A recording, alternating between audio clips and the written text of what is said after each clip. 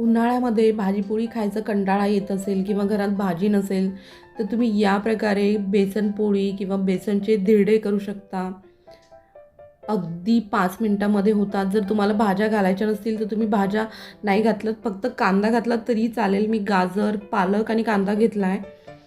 त्यात मसाले टाकायचे, लाल तिखट 1 ते दीड चमचा, हळद, थोडंसं रंग छान येण्यासाठी, जिरं, ओवा घाला आणि चवीनुसार मीठ.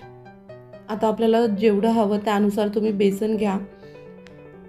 मी 2 पळी जितकं बेसन घेतलं आहे, 2 वाट्या, त्याला 2 चमचे, साधारण अर्धी पळी रवा घेतला आहे, म्हणजे थोडंसं कुरकुरीत होईल.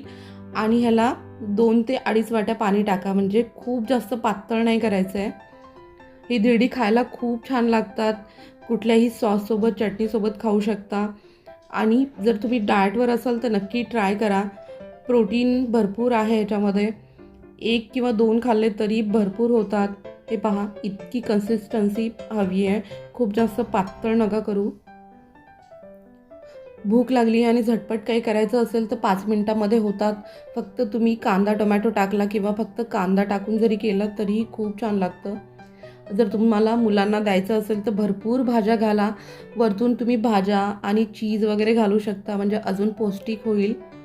मी थोडेसे तीळ घातलेत. हे पहा, मस्त झटपट टेस्टी अशी रेसिपी तयार होते. तुम्हाला माझे व्हिडिओ आवडले तर चॅनलला लाईक, शेअर, सबस्क्राईब करायला विसरू नका. अजून तुमच्या फ्रेंड्ससोबत शेअर करायलाही विसरू नका. आणि माझ्या चॅनलवरती अजूनही झटपट बनणाऱ्या पौष्टिक रेसिपी आहेत, तुम्ही त्याही जाऊन बघू शकता. आपलं बेसन पोळी रेडी आहे. थँक्यू.